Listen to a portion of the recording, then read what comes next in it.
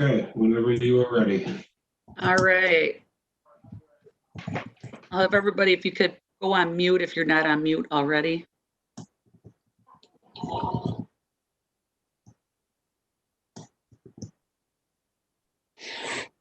right, ready? So welcome everybody to our second virtual College Senate meeting. And the weather is at least improved a little bit from the last Senate meeting, and it's going to be sunny today and tomorrow and this weekend. So I hope everyone takes the opportunity to get out, go for a walk, have a quarantine, see your friends virtually, anything. Take your fur animals out, all that good stuff. I'm going to go right to Dr. Hakoy. This will be his second last meeting with us. So I want to, one more in June. So I want to congratulate him on his new position as well. Okay, Dan? Great, thanks, Colleen. And good afternoon, everyone, and happy Tuesday.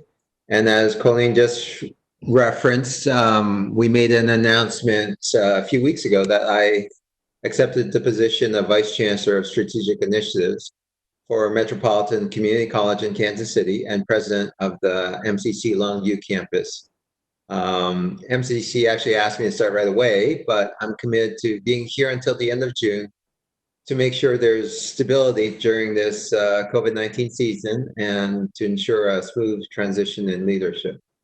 You know, I just want to say that serving as your president and serving Erie County has been the greatest honor for me, and it's been both a privilege and a pleasure working with all of you. So I especially want to thank those who have reached out to me over the past few weeks. It's been incredibly heartwarming, and I've been humbled by the outpouring of support you've all shown. And this incredible community of Western New York has shown me nothing but generosity and goodwill during my time here, which I will not soon forget. So this decision was a very difficult one for me, and the opportunity for professional growth this position offers me is something that I really can't turn down. I'm exceptionally proud of what we've been able to accomplish together, including the work we've done here in the Senate. I'm glad we've been able to establish this body as the major decision-making body of the college. And you know, I'll have some great memories. I'll always remember the incredible thoughtfulness and thoroughness with which you decided on the gen ed competencies and how they would be integrated in the curriculum. So I know the college and its students are in good hands with this Senate body. And as Colleen mentioned, you know, I certainly hope that by June, that Western New York will open up in time for us to meet face-to-face before I leave. It does feel a little strange to be saying goodbye remotely, but I do have one more Senate meeting with you, and so hopefully by that time we'll have the opportunity to meet face-to-face.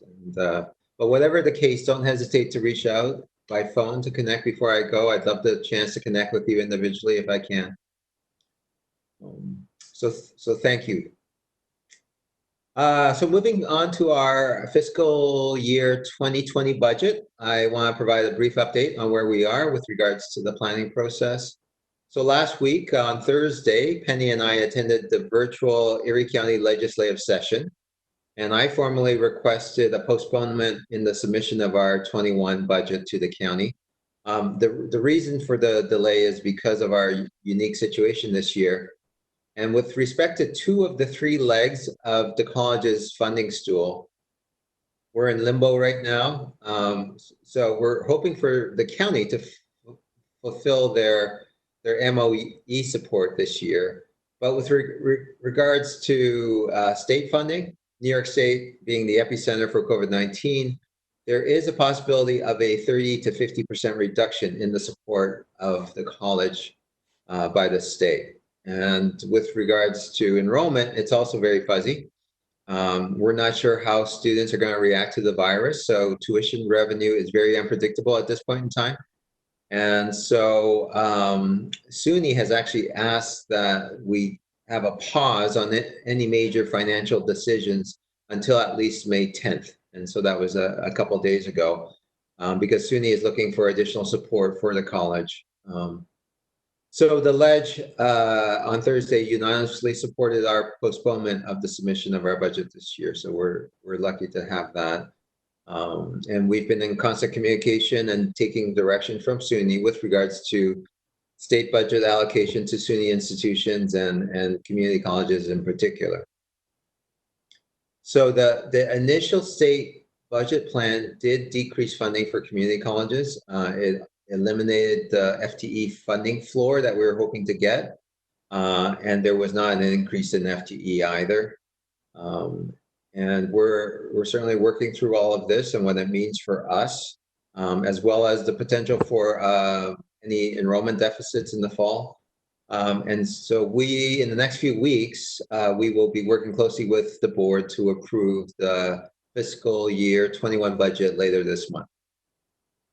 I know many of you have asked when you might be returning to campus in light of Governor Cuomo's announcement of the 4-phase unpause plan. So we will take direction, obviously, from SUNY and especially from the county, since opening is county by county to the degree to which a particular county meets the 7 reopening criteria. So we'll go with their guidance in determining when we will move forward with a return to campus. So in the meanwhile, we'll continue internal discussions about potential phase-in plans to reopen offices so that we're ready to move when the county is. We're also looking at different modalities and models for instruction. Should it be the case that we're unable to return all campuses initially in the fall? And so, we're in the same situation as every academic institution in the country, and we're all having the same discussions and considering the same contingency plans at this point in time. So we'll keep you updated regarding the status of our campuses in terms of reopening, and then anything regarding the modality of instruction in the fall. Finally, I just want to thank all of you for the work over the past few months in our transition to remote learning in the middle of the semester, as well as going to remote operations for our campus offices. And it's been no small feat. And thanks again to Joe Lundin and his crew for being able to be flexible and creative for us to do this in such a short period of time, and to do it in such a way that it's been as painless as possible for our students. So thank you all. So that's all from the president at this point in time. I'm going to have to leave at 3. I get to choose between 2 Zoom conference calls. One is with the NJCAA presidents, and then the Western New York Consortium of Presidents is also meeting from 3 to 4. So I've yet to decide which one I'm going to attend. But that's all from the president. Great. Thank you so much, Dan, for all that. Thank you for working with us over the last couple of years to help make our body stronger. So next up, we have Amy Yoder and Mark Patolik about the COVID task force that the college is working on. Hi, Colleen. Hello, Colleen. How are you? Everyone out there. Thanks for having us on today. Just wanted to give a couple updates. I have a couple things, and then Mark was going to kind of give you some higher level logistics updates. So we've been at single access to our campuses now for a few weeks. It's been going really, really well. So I thank everyone for their help and cooperation with this. I know it's sometimes not the easiest thing to kind of go through and say, oh, do I really need to be on campus? Do I not need to be on campus? And rearrange your schedule. But it's super, super important that we're doing this. Again, I think last time during my presentation, I talked about our #1 priority being the safety of our staff, students, and our community as a whole. So we appreciate everyone's support on that. Work with your department chair, your dean, if you do need access, and please just let them know by deadlines. Also important to note that wearing masks on campus when you are there is really important as well. as well as good hand washing. So Mark Petrolik did a lovely video, which I'll be happy to share with you, Colleen, on how to properly wash your hands on campus, which is so important too. And I know a lot of this may seem redundant, but I think Dr. Kokoi was just speaking of it. It's going to be a lot of the norm. When we do phase back in and we do come back onto campus, these are going to be things that we're going to have in place. Social distancing, wearing masks when you can't maintain that 6 feet distance from someone else. So I think it's good practice for all of us to get used to, and also start thinking about the practices in your office. Can there be some distancing done? Can we move desks around? Things to that extent. Another important note too, just to remember we're still fully functioning. So our services are still available for everyone, including our students. So you may get inquiries from a lot of students and how do I get rid of my textbooks? All they need to do, and shipping is free through Follett, they just need to contact their campus bookstore. So I think that's super important to also convey that out to you. Mark, I'll pass it over to you. Thank you, Amy. And thank you for that video. I really appreciate that. You did a really good job, buddy. Well, thanks. I'll go right into that first. This, from a higher level, talking with the county, DHS, and the State Office of Emergency Management daily or weekly with the state, have to think of this as what we call a long-term wave event. As you've heard the governor speak about different phases, that's exactly what we're going to move in and out of at different points. And because of that, we have to think about how we do things procedurally. We already did a video for washing hands. I think our next video is going to be entering and exiting buildings. Humans are creatures of habits.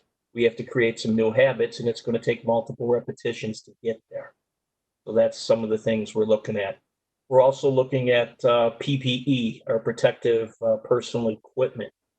We have a decent handle right now of what our burn rates are for gloves and disposable masks. And we know we can sustain that. But when we start increasing a presence or a larger footprint on campus, those burn rates become higher. And we have to know what that's going to look like in one of the currently 4 different scenarios that we're looking at. To give you an update of where we are as far as our campus, we have a call center going on at the city campus where we have about 10 to 12 people there on a daily basis. They're making calls for individuals to have COVID tests. We have a county drive-through testing site at our South Campus Building 7. It's opened on Fridays. We had just under 100 people go through this last Friday. They're limited to about 100 to 110 tests a day because they're limited as to how many tests the lab can process on a nightly basis. We also have, as far as the county, the Code Blue operation continuing on at City Campus. We have, I talked to Commissioner Gary and Commissioner Neverett. We're trying to get a large Connex box to store their belongings outside. As far as the state, we have a State Department of Health antibody testing site at North Campus. It operates Monday through Saturday. The hours are 10 to 5 or 10 to 5:30. That is going to go through June 6th. I was advised last night by the Vice President of TOPS, as he called my cell, that TOPS and Wegmans employees are now going to be testing there. I did confirm that with the State Department of Health last night. And we're also working to see if we can get more of our employees tested there to see if they have antibodies. Colleen, that's pretty much it right now, unless anybody has a question about any of the operations. Thank you, Mark and Amy. Don't see that anyone raised their hand. So we're good. Go on from there. So thank you so much. So on to old business. We have a few updates from governance. So I'm going to turn it over to Michael Reel.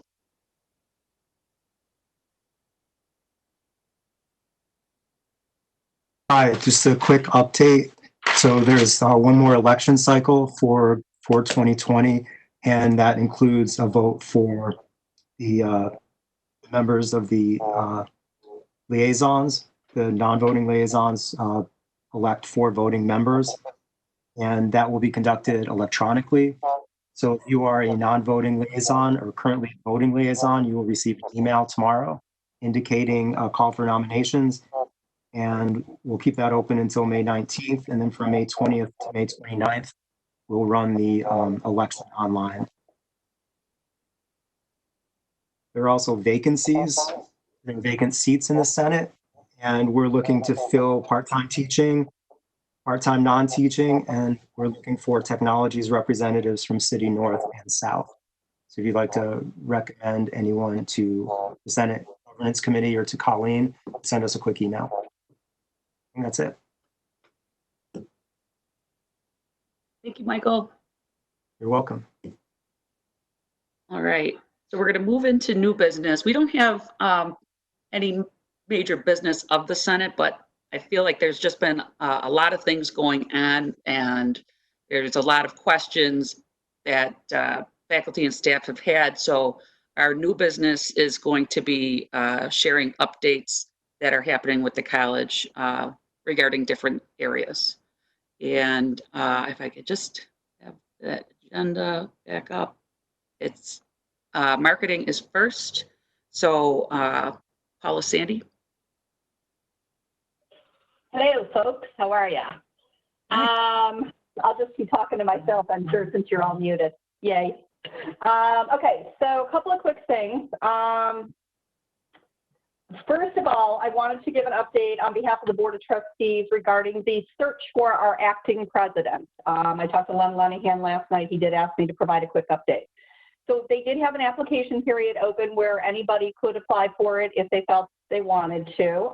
That closed last week. The board is interviewing candidates this week for the acting president's position.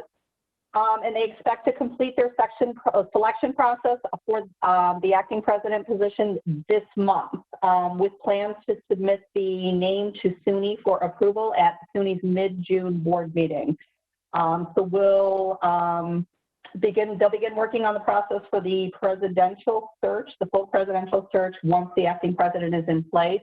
But they anticipate having an announcement probably mid-next month regarding the acting president, and hopefully are anticipating somebody will be on board shortly after President Hookeboy leaves in July. Okay, so on to marketing stuff. The website. Our website is moving into the next development phase, which is basically the site development within our new content management system. We are done with our design team, and they've turned the files over to OmniUpdate, who is our CMS provider. This work that they have to do is the back-end coding within their CMS. So this work is going to take probably about 2 months.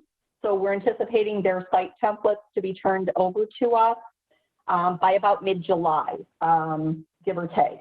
At that point, we actually begin the build out of putting content on pages and building the physical website. On our end of things, we anticipate that process to take probably about 6 to 7 weeks roughly. But because of where we'll be with the start of the fall semester, we're anticipating a launch date of no later than October 1st. So we're looking at the window from the end of drop ad for fall enrollment through around the 1st of October, but we anticipate no later than the 1st of October to have the new website up and running. So as we start building pages out, you guys did get a chance to weigh in on the design, and I appreciate the feedback everybody gave on that. We took a lot into account to settle where we ended up with it. We will, as we start building pages out, we're going to be working with individual departments on the content that's getting moved over. So I'm working on content creation right now based on what's on the current site, eliminating some duplicated content. And in particular, one of the things that we have to be incredibly cautious of and we have to look at are the number of PDFs on our website. We were cited in the last ADA audit for being out of compliance with our website significantly because of the number of PDF documents we have on the website. So we've got to eliminate the majority of them that are on there.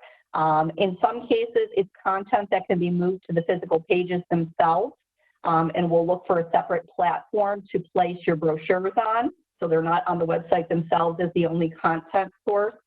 But in other cases, some of the PDFs are fairly old. When we did a research piece on it, there are over 1,600 PDFs on that website currently, which is a bit insane, given the fact that most of our student populations are on a mobile platform and they're generally not printing anything. And those PDFs are incredibly difficult to read and look at from a mobile platform. So we're going to be looking at removing most of those PDFs. The one big change you're going to see, obviously, is the curriculum flyers, because right now those are downloadable from the site. What the plan is, and we're doing this with the current iteration of the catalog that I'm going to be publishing probably over the weekend, this weekend, we're going to be linking back to the curriculum in the catalog, so it won't have the design element to it that normally does for the website, but those PDFs will still be available to you for printing purposes.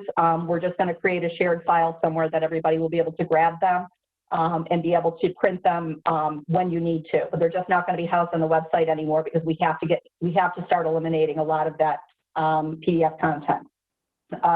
So that is the general sense of the website. We will again we'll do feedback process throughout the summer as we start building the site out as well.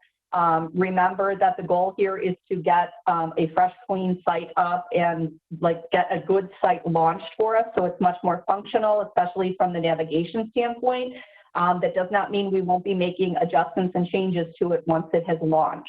So we're not set in stone. The general design and the flow of it will probably be set in stone, but if we need to add pages here or there, that doesn't mean that what goes up when we launch on October 1st or September 30th, as the case is going to be the end all be all, and there will be other changes that we're going to be making along the way. In particular, we're looking at probably adding a lot of video to the site down the road, but right now, rather than hold the site up and hold the launch up, we're going to hold off on doing some of that video content.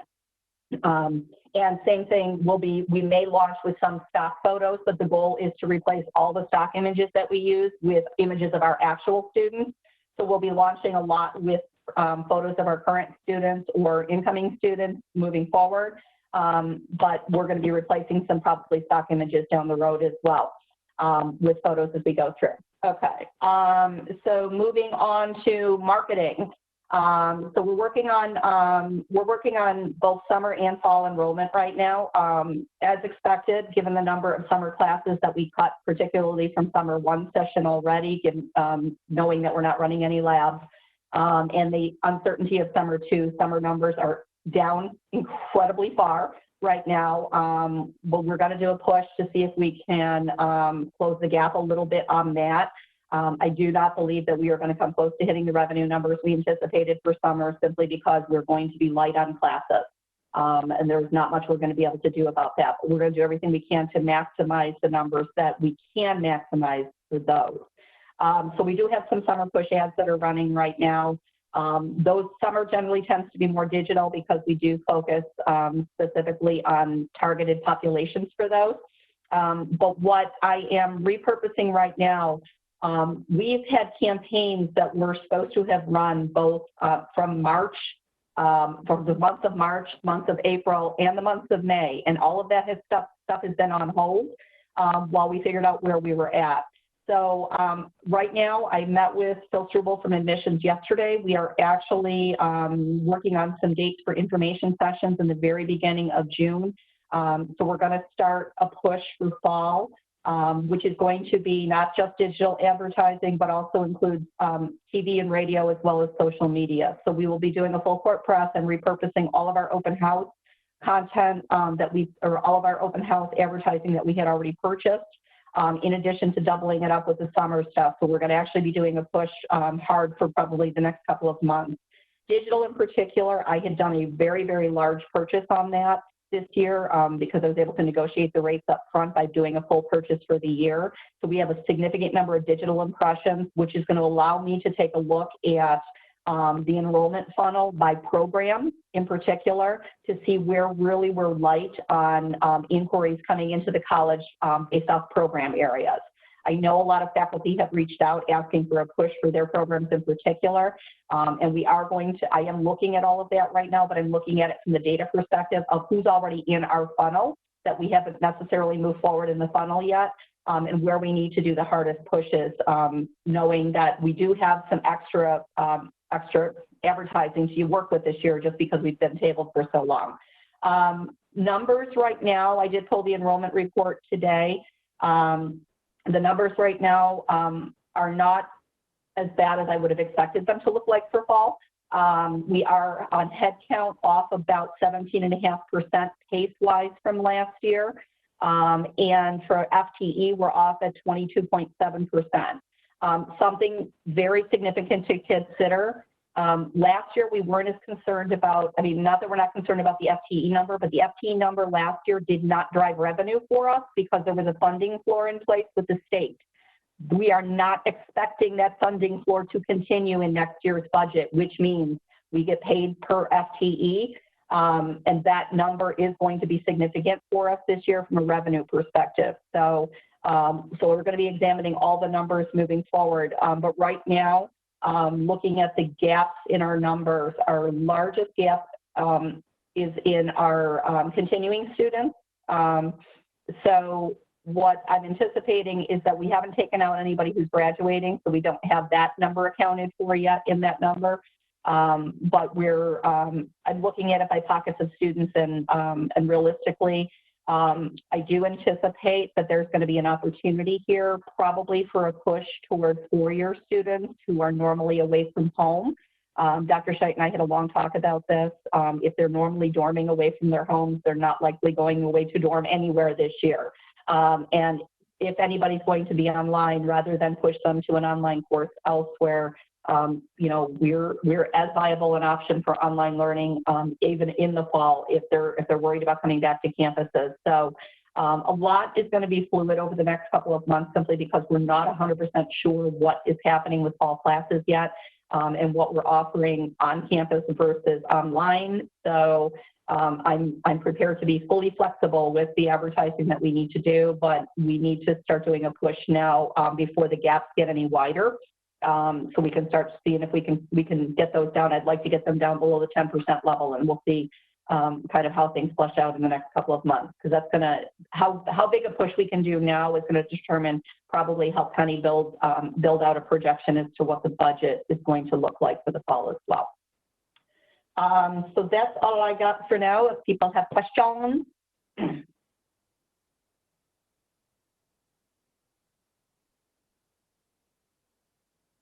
You're muted, Colleen. I don't see any, but I don't, oh, Wait, Kathy Colesto. Kathy Colesto has a hand up. Here it is. All right, Kathy? She's upstairs.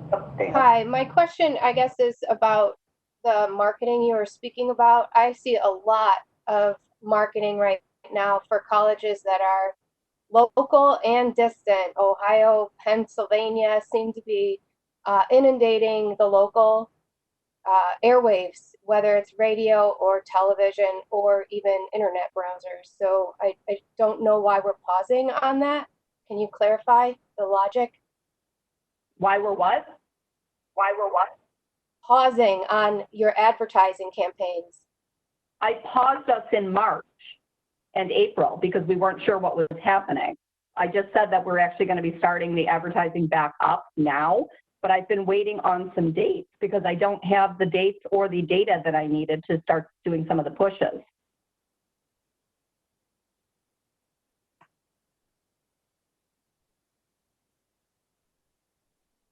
Are there any other questions?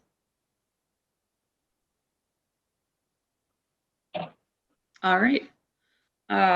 Moving on with new business. Oh, There's another one, Jackie Bosman. there, okay. Jackie? Hi, can you hear me? Yep. Hi, I might be late to this conversation, but I'm just curious, how much influence can faculty have in how their programs are represented in the marketing pushes? Okay, you guys seem to, like, here's the thing. You have to understand, I don't define the direction for the college. I take my direction from senior executive staff on individual program pushes. So if you have an objection or you want something pushed more than any other program, You need to go to your chair, who needs to take that to the deans, who need to take that to senior executive staff. I don't make those decisions. I look at data and make recommendations based on what is low in the pool as far as inquiries go. But marketing's job is to drive inquiries into the college. Beyond that, I don't control what happens once they're into the funnel. And last year, there were a lot of programs that told me they needed a large push because they didn't have students in their queues, but they had students in the funnel. There were 57 students in one program's funnel that they didn't know existed. So, this is a function of enrollment. Marketing is a support base for enrollment, but we don't make the decisions about what direction we're going for enrollment. Okay. All right. Thank you. Thank you. All right, I think you're off the hook, Paul. And we'll Yeah, move on to Dave Uzinski for the hot topic of placement. Hi, everyone. So I'll need the first document up there as to what changes were made to placement. I was asked to present this at the College Senate, and I guess the reason I was asked is because I was chair of the placement task force, which makes sense. This is a somewhat, I shouldn't say somewhat, it's still a contentious issue. But this is probably one of the best things we could come up with in the short time frame that we were given. So essentially what was happening was in early April, it was identified that we had over 1,200 students who had applied to the college, but were awaiting their placement results. And so this bottleneck, even early on, was proving to be an issue. And Diane McLaughlin, who I've worked with over the past few weeks extensively, kept us informed that this is just the beginning and that as the summer goes on, we would have 2,000 to 3,000 students, 2,000 in July, 3,000 in August. And to try and placement test all those students remotely would be nearly impossible. The College Board was requesting that the placement would be monitored, proctored. So the issue was with Diane's team, she was, she thought optimally she could placement test 24 students per day, and that's if all the time slots were taken by students who were available at that time to placement test and they showed up for their appointments. So that would have been a huge bottleneck. So as a stopgap measure for another emergency change to our placement, it was decided that we should use high school average. Now, high school GPA is not a horrible decision. As a matter of fact, it's been shown in research that it's actually better than AccuPlacer. I just wish we had more time to actually discuss this and go through all the proper channels, but it turns out that we had, for the math at least, Joanne, Tim Sircone, and Brian Millville and myself, the department chairs, were asked to meet, I believe it was the week before the break, and we had to try and come up with a plan using high school GPA. Now, knowing that students really didn't have the ability to challenge their placement, we looked at percentages of students with certain GPAs and try to proportion them accordingly. So, so the 75, basically 75 and below were about 25% of the students who reported GPA, but there were still several other percentages of students who did not have a high school GPA. And currently in math, our developmental numbers are in the low 20%. So we were hoping to somewhat match or mirror what our current enrollment was in developmental. And then English followed suit, matching our numbers, maybe not by choice so much, but so at any rate, these are the new numbers for placement going forward. And I just want to be clear that I'm just sharing this as informational, and this is an emergency type situation. Hopefully when things get somewhat back to normal, we can evaluate this placement process more thoroughly and make changes accordingly to make the process better. So another thing that I wanted to bring forward from the placement task force that we had already discussed at the February meeting was that math went ahead with some pilot courses for co-requisite courses in math for City and South Campus. At City Campus, we have one section of MT 112, and one section of MT 125, which will allow students to enroll without the prerequisite developmental courses of 006 and 013. South Campus has 3 courses that they're offering, MT 112 EAF, an MT 116 EAF, and an MT 125 EAF. So the purpose of this is to try and have students have access to degree credit in 1 semester. All those courses are offering additional instructional time to try and help students that come from that developmental background that may need the additional instruction. So, Colleen, did you want to share those registration forms if you could? I don't know if you have them. Oh, you're on mute still. There we go. Oh, there we go. Thank you. So this is the registration form for City Campus. Essentially, the cap is set to 0, and what we're doing is actually adding students to the course until we reach 25. So the students do have to acknowledge that they are signing up for a course that has additional instructional time, just so that they're aware. And these forms then would be sent over to the registrar via email, and then those students would be registered in those courses. And that's the way it's working at both South and City. South does have a little bit, if you want to pull up the South registration form, the EAF courses at South are almost, they're trying to pick certain majors that would work well with them.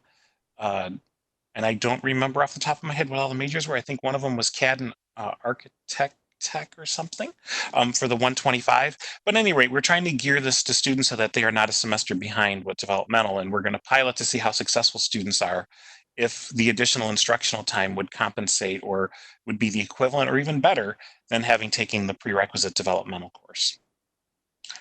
All right, and that's all I have for my report. Great. Thank you, Dave. And we got a question from Dave Bohinski. Dave? Is that going to be done automatically, Dave? So when I bring up a student's file in Datatel, is that going to tell me what area he's in, what level he's in? That is correct. So, and speaking with Diane this morning, there are 3,500 students who have been admitted to the fall prior to this emergency, or somewhere along the lines. I don't know if it was their fall recruitment and so forth.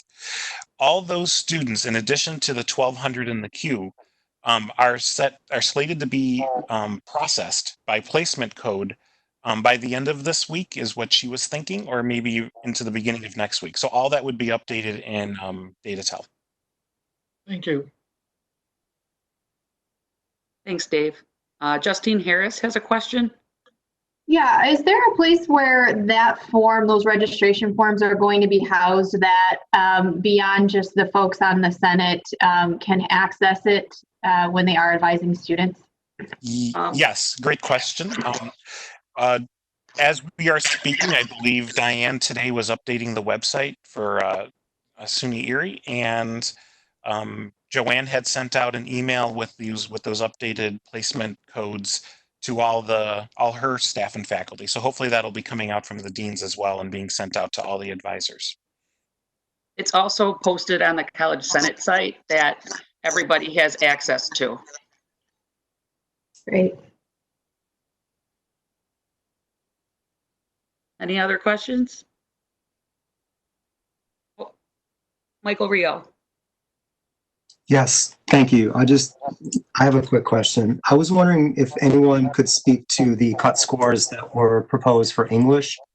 I'm not sure that justification was shared with each unit widely. And if, for information purposes, the directed self-placement model for English has been reviewed as part of this process. Thank you. I will have to defer. I do not know the answer to that. I do not know the answer either. Is Jamie Smith on?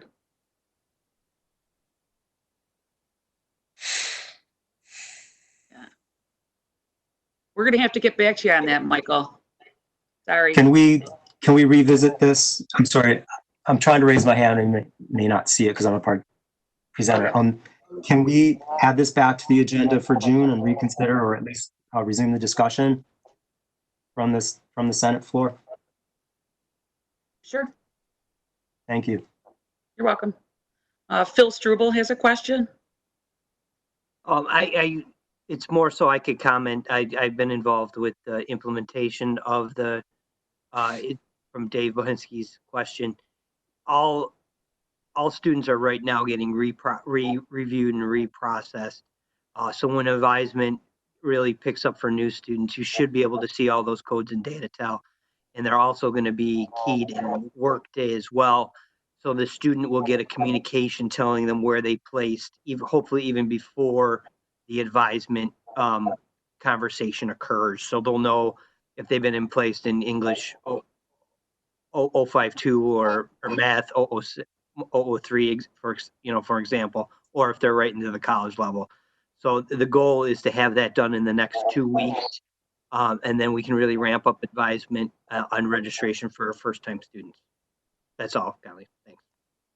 Thank you, Phil. All right. Jamie's watching the stream, so we'll try to get back to Michael Rio's question at another time when I have an answer that's true. Because I don't want to make anything up. So Dave Uzinski, thank you very much for joining us today and giving that update. It is well appreciated. And like Dave said, the deans are sending out those 2 letters. They are posted on the Senate site, and they are also posted or going to be posted shortly on the placement page. So let's see. Pat Ryan, we got some distance learning recommendations, and we put this on the agenda so everyone understands why, because people are teaching online for the first time, but we have kids that are using Zoom or whatever, all these different house party, Google Meets, all these different things. And so some faculty are also using these, which is fine. But when there's an issue and they call the help desk, a lot of these aren't supported by the college. And not that we don't like it, it's just they don't have the stuff to support us on that. So I'm going to turn it over to Pat Ryan to talk a little bit more about that. Well, Colleen took a whole bit of my talking parts. Thanks a lot. Sorry. We understand, and you guys have done a great job transitioning to this remote teaching, which is, SUNY's term for this. And I know when you guys made this transition, when the college made this transition, the faculty were asked, how are you going to deliver? Not this is how we'd like you to deliver. And emergencies cause, these kinds of, let's figure out anything we can do to get things done, the Band-Aid and bubblegum fix to everything. But as we keep going here, we really do need to support our students and our faculty a little better. And while you may be very comfortable using a product like Zoom or something like that, that doesn't mean your students are. And we get help desk tickets for, us and ITS. It's not just distance learning. ITS is dealing with this as well. We seem to forget about one department or the other along the way here. And we just want to make sure that, as we go forward, we start bringing things back into the college-supported system so that, we can serve your students. We can help you serve your students. So, we support a couple of products for different things. As far as video casting, we're supporting WebEx. We're supporting Microsoft Teams for videos. We're supporting Stream. Lecture. It's always easier for everyone in the help desk if you're putting parts of your classes in Blackboard, even if you're sending them links. If the links are coming out of Blackboard, then our staff can look at what's going on and try and help your students without emailing you first. So really what we're pleading with you actually to try and bring everything back into the college-supported systems as much as we can so that we can help you support your students. This is not about oversight or checking up on you. This is about serving the students, and we just want to make sure that when we're doing this, that we're helping the students. We have instructional designers available to help you figure out what you're trying to do or a solution to what you're trying to do. And they're available, they can help. Please don't feel like you have to invent the wheel. Most of the issues that you have gone through or are going through, someone else in the college has gone through it, and we probably have some ideas of how to solve your issue. So please try and remember to, if possible, use college systems, Blackboard, WebEx, Microsoft Teams, just so that we can help support your students. And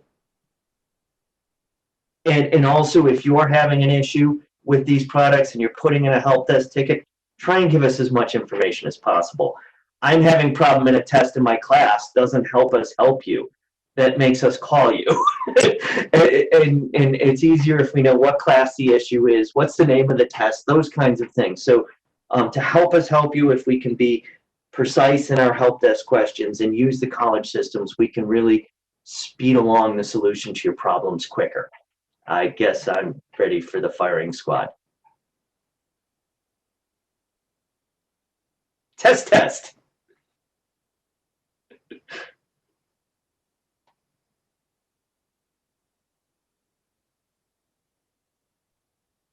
Looks like Is there anybody?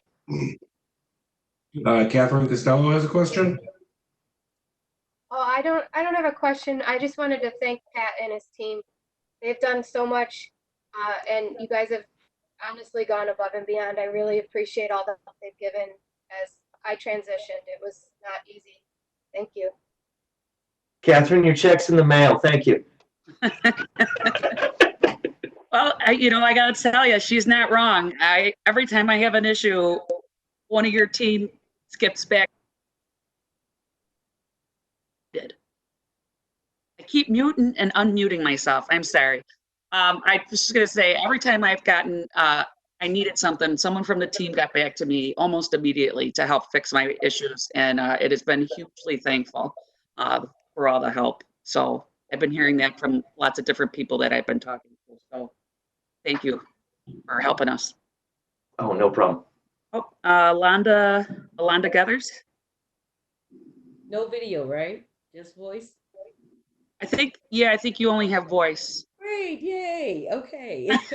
Saved you guys from this wildness. I just wanted to say thank you to this team as well, because we've had some communication and some feedback that we've received from students, and anytime SGA has had any concerns, you guys have been on it. I mean, on it. And I'm so thankful for Bob, yourself, everything you're doing, and I just want to give a shout out from all the SGA members across the campus. Thank you guys for everything. Thank you. Thank you, Alonda. Sure. All right, let me just. All right, it looks like you're off the hot seat, Pat. All right, mic coming off. Sounds good. And then the last large update is going to come from Paul Lamanna with some of the changes and things that are coming out of registrar's office so everyone is aware. So, Paul. Hi, everybody. I'm glad everybody's healthy and stay healthy. And it's good to see and or hear you. It's been an interesting time for all of us. Just a couple of quick notes. We've changed some procedures to help out the faculty who have really helped us out. The final grades, as you know, will be coming due fairly soon. We actually, with the cooperation of Doug's office and all the VEEPs, we moved the final grade time frame back a week. So now the final grades are due June 2nd rather than the end of May. It wasn't a difficult leap. We didn't want to push it back too far, simply because students are interested in getting their transcripts, and we need to begin graduation certification, so that students can get those transcripts out to other colleges for transfer, as well as to apply for jobs. And it completes our mission, which is to get students from here to the next step. But your cooperation is readily available, readily thankful. We We will not be requiring any written or papers from you. No attendance like we usually need.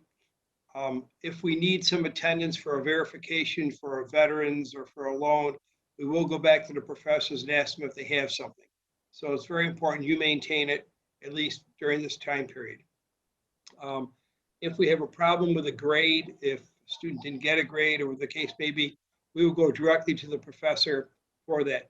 But we implore you, if you can, to make sure those grades are in WebAdvisor on June 2nd so we can move forward with our processes. That's one. That's the end of this semester. And again, we're all working hard just to try to answer questions for students. Our office's phones are ringing off the hook. Second thing, for summer, as you already know, those of you that are involved in the summer, we changed all the courses. We changed over 200 courses from seated to online. And again, thank the professors for working towards that degree. And we have a lot of students that are concerned that have never taken an online course. And I think like I said, Pat Ryan's group and the professors have really done a good job. And hopefully it'll move along gracefully. We canceled 69 sections for summer one. Unfortunately, we had to do that. Some of them were seated.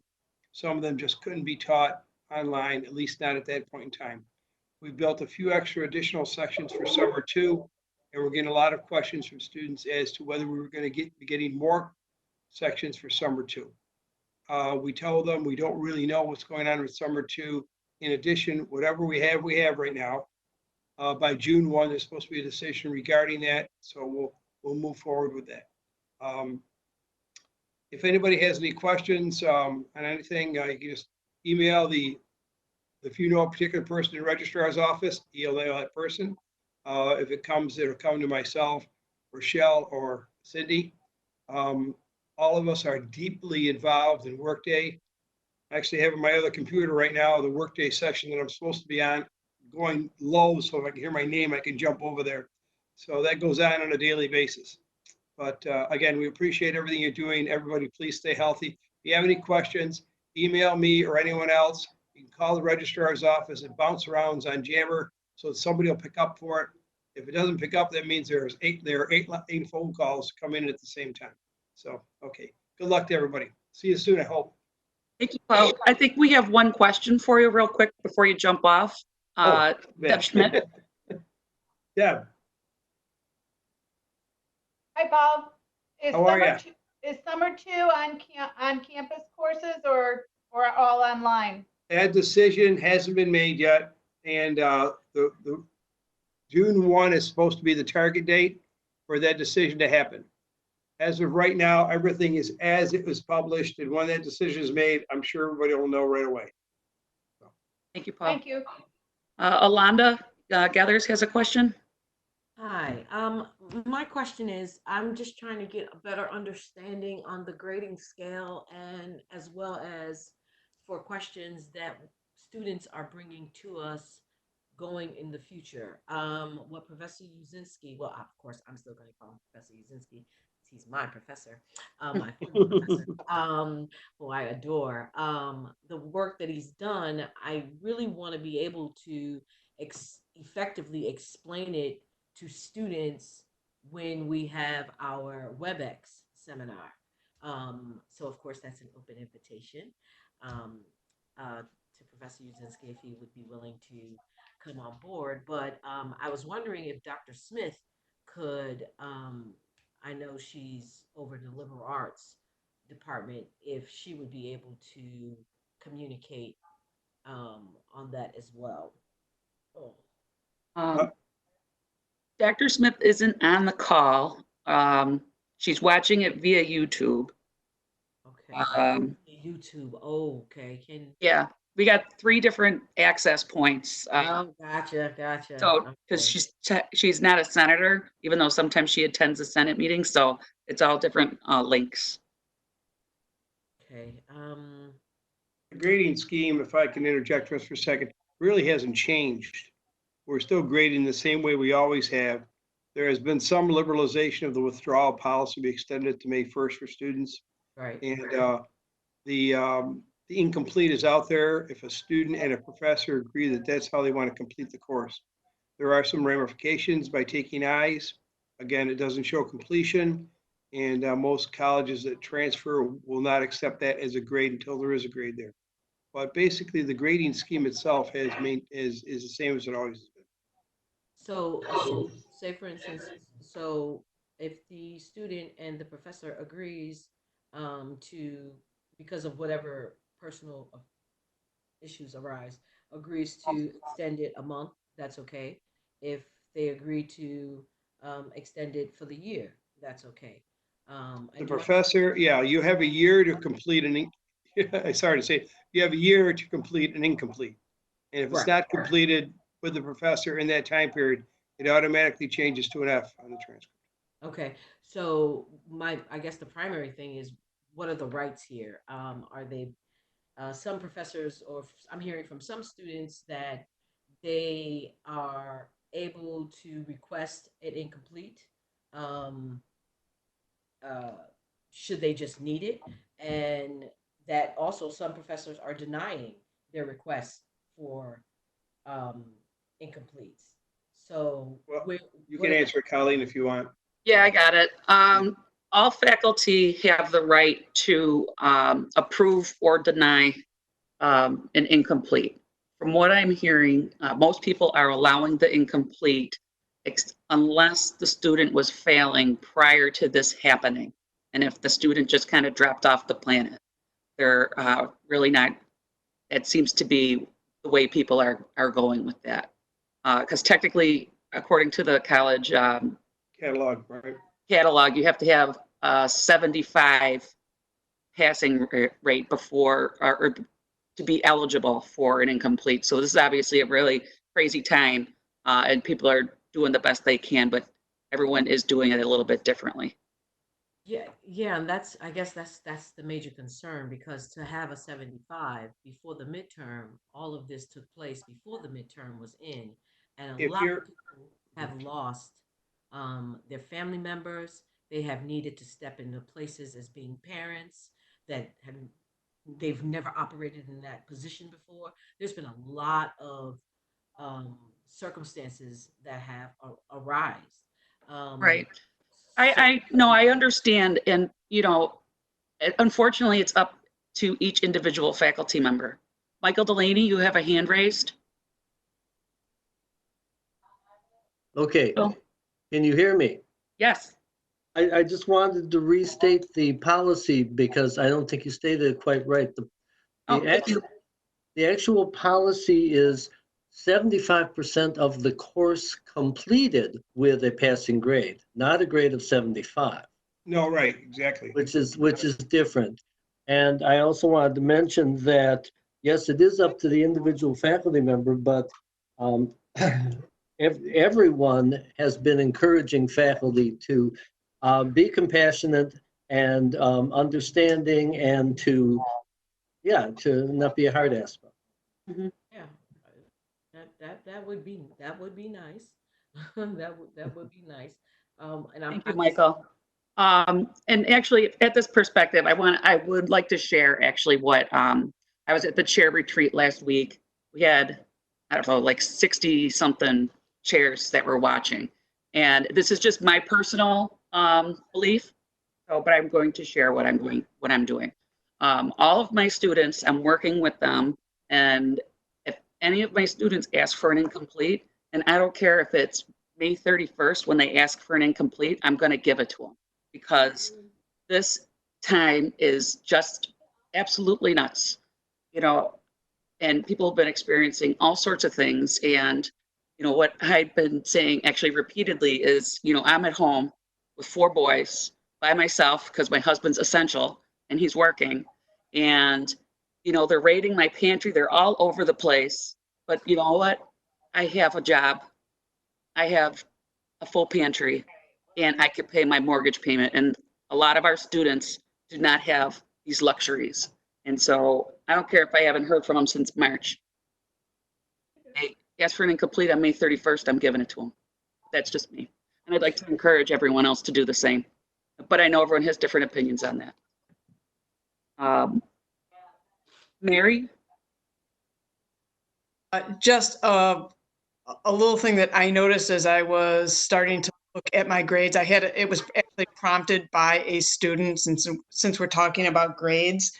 As I start to calculate my final grades, I'm taking into account, I had given one test before the whole online thing, and I'm looking at the grade of the first test versus the grades that they took of the tests that they took online. I had one frantic student emailing me that, he needs to graduate, and is he going to be able to, is he going to pass the course? And I looked at his test grades that he had taken online and they were like, eh. And then I looked at the grade that he got with me in class and it was a 92. And I was like, wow, this kid clearly could not do the online stuff. So I would just ask that people kind of, like, I'm just notating it in my gradebook discrepancy so that I have a mental note of why that grade is not exactly the calculated average.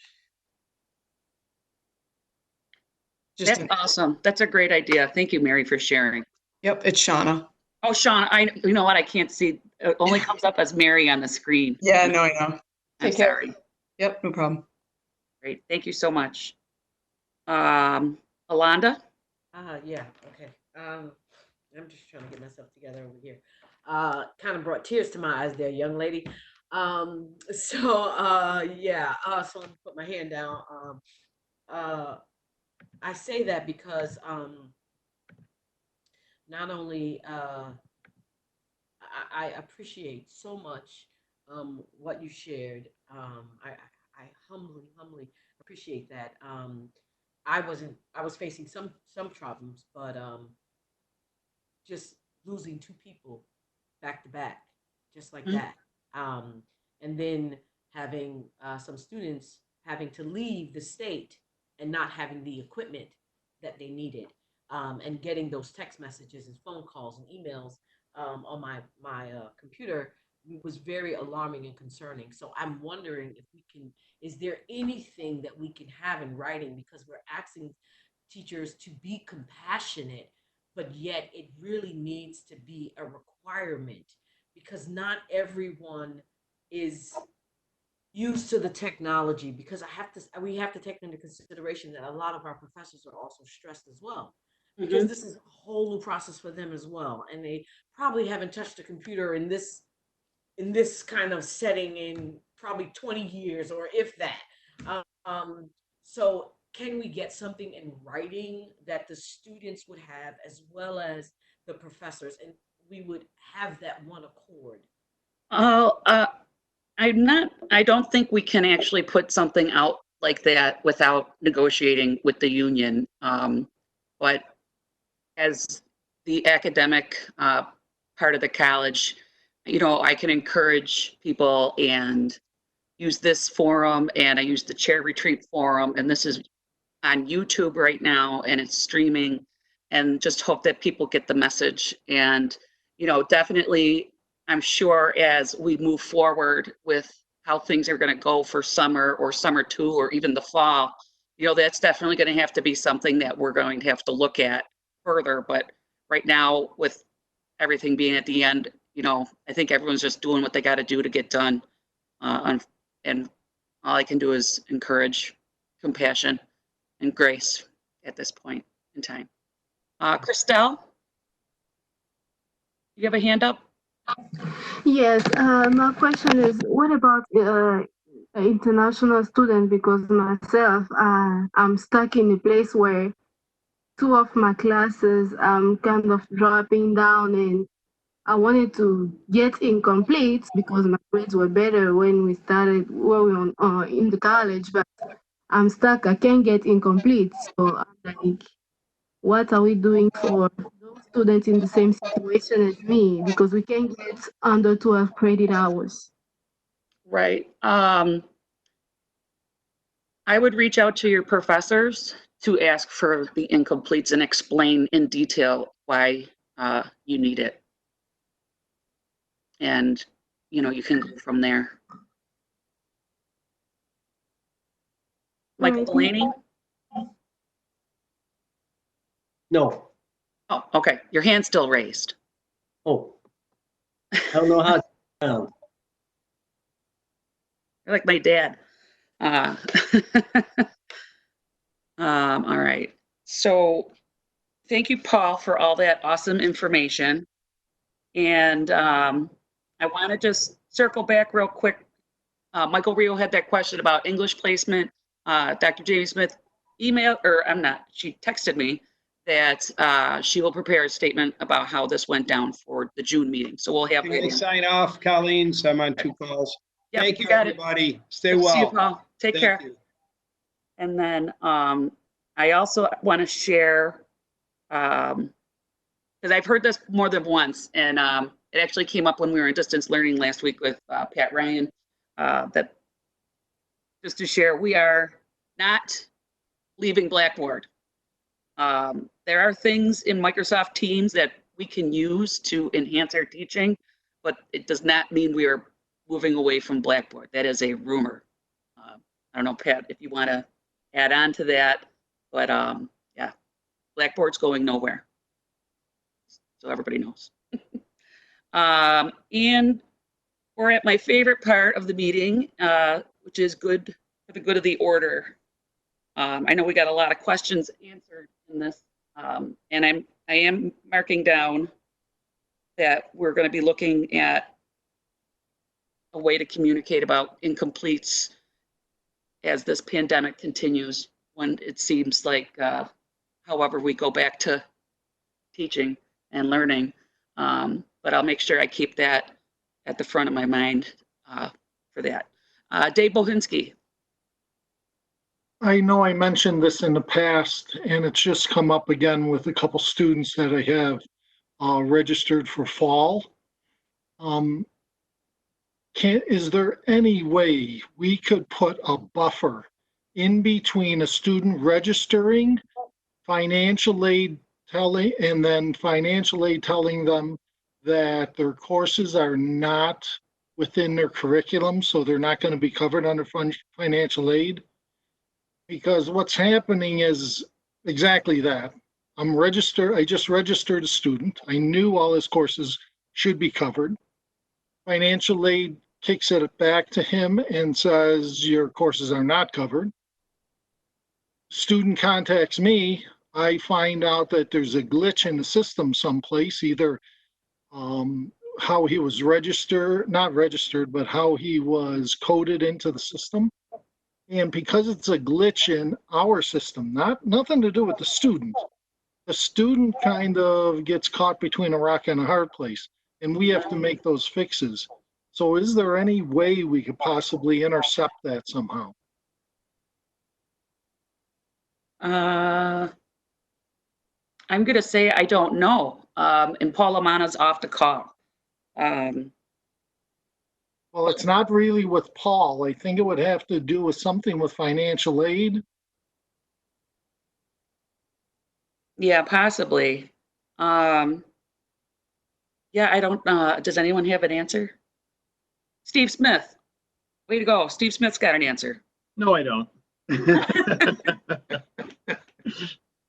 Dave, if you could, would you be able to get me a name and an ID number so I can look into this? Kind of an odd scenario here. I've never heard of this happening. Has this happened to you before, or?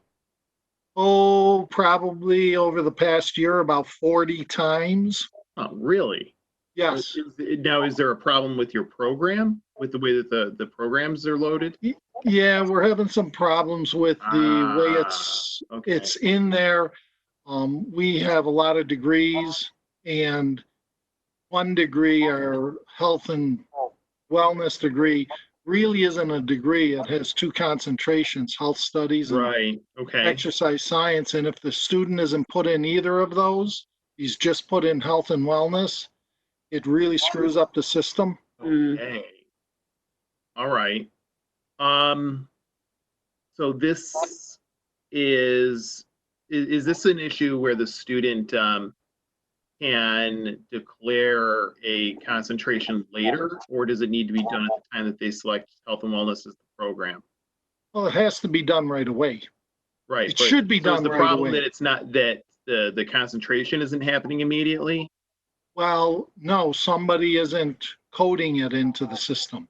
Right. I have okay. been working with Karen Roberts and Brittany Benson on it, and they Right, normally okay. fix it, but somehow we should be able to intercept it before it goes to the student.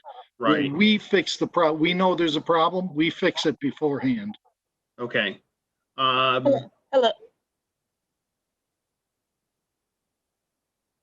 Hi, this is Kim.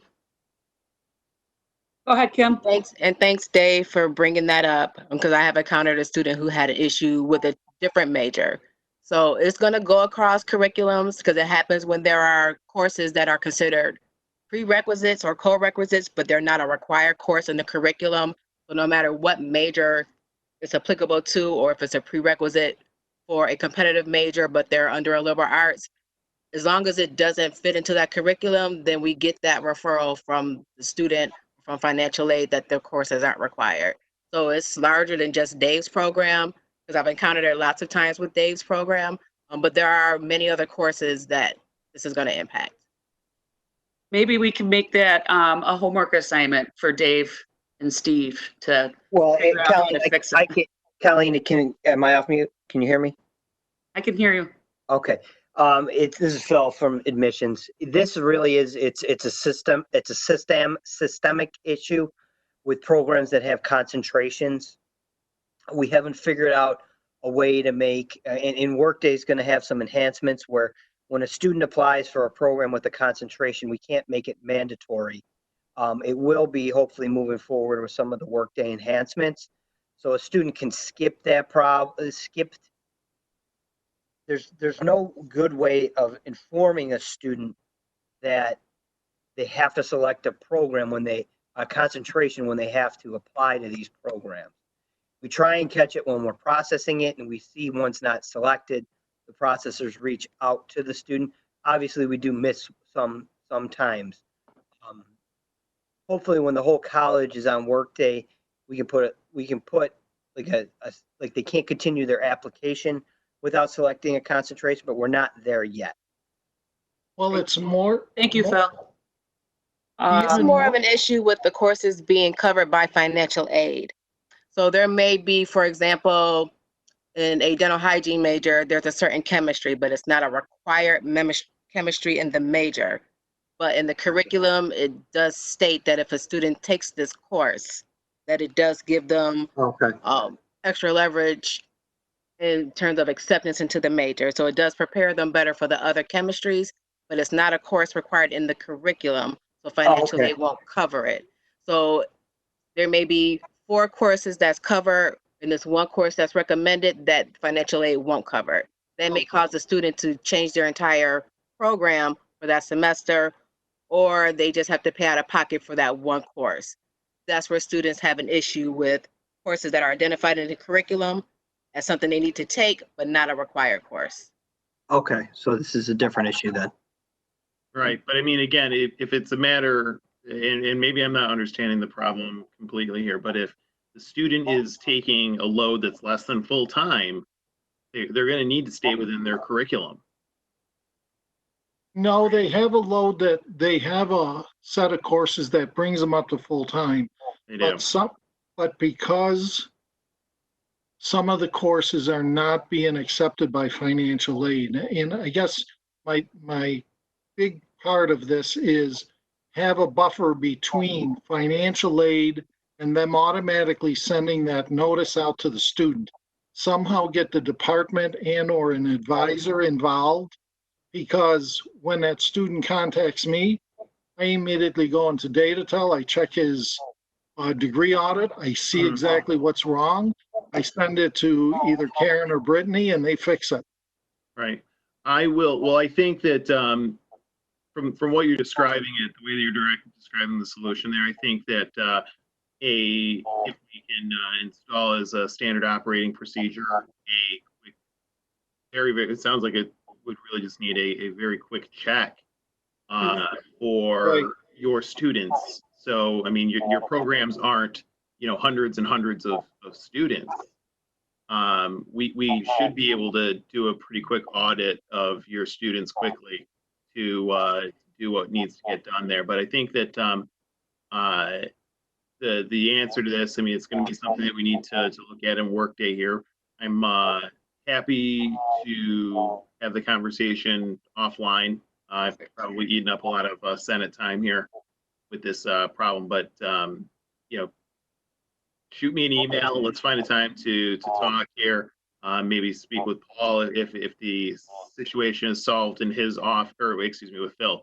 If the problem is solved in his office, it sounds to me like just doing an annual quick check would be something that could solve everybody's issue. But I got to learn more. Awesome. Thanks, Steve. I appreciate it. Thanks, Dave, for bringing that up. I got a text message from Penny Howard that can address Christelle's question about 12 credit hours. So it is our understanding that as far as financial aid and things like that go, if students have to drop under 12 hours, they're not being penalized. So hopefully that might help with that. And thank you, Penny, for sending me that. Anything else?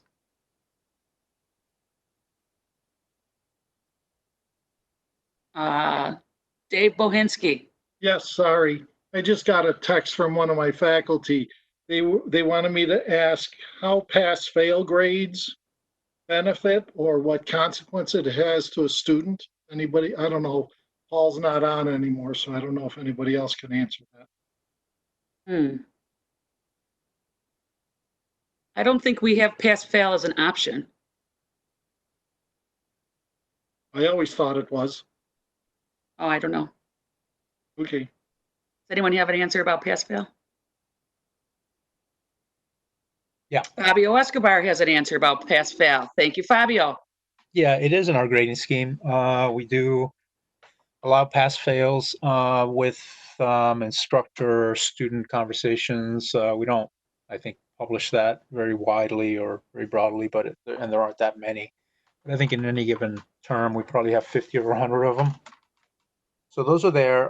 Just really, I think the advice to give a student is it's typically not transferable. In many programs, it won't count as a degree credit. So you sometimes have to take a look closely at the student's program to make sure the course would count. Typically, courses that are considered in the major or in the core discipline of the major would not be counted as pass-fail.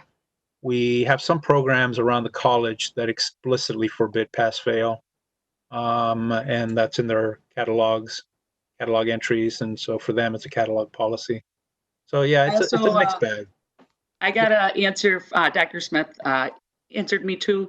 She said that you have to decide about having pass-fail before the semester. And we usually typically don't try to do that because it does not help our students. So hopefully that'll answer that. Michael Delaney. Yeah, I just wanted to say that SUNY is recommending that if colleges want to give pass-fail grades, they exclusively use them only for gen ed courses, not for major courses. Thank you. All right. Steve Smith, do you still have your hand up or did you forget? Are you stretching? Oh, no, Fabio jumped in. So. All right, perfect. Thank you very much. So we are getting close to that time. Is there anything else that anyone would like to bring up? Deb Schmidt. Hi, just for the good of the order, for the advanced studies courses that are running, there's 200 classes out there. So lead teachers, if you're watching this live stream, grades will be due by June 25th, right in WebAdvisor. So please make sure that you get the grades from your high school teacher. They've all been notified to use a letter grade, even though in the high school they might be using pass, fail, or different grades. We've directed them to use their letter grade. And hopefully all the lead teachers have been working with their high school teachers and hopefully helping them transition to online work also. I'll be doing a WebEx with the advanced studies teachers on Thursday at 10 o'clock. So to get some more information, and then also to talk to the teachers about fall registration of the students. And I do have new teachers applying to be advanced studies teachers. So the high school teachers are looking forward to teaching new courses next year. And they'll be coming, they'll go to the appointments committee chair for approval as we get new teachers and their applications. So that has not stopped. We're moving forward. We're adding more courses, whether the schools will be online or in the seated environment. So thank you. Thank you, Deb.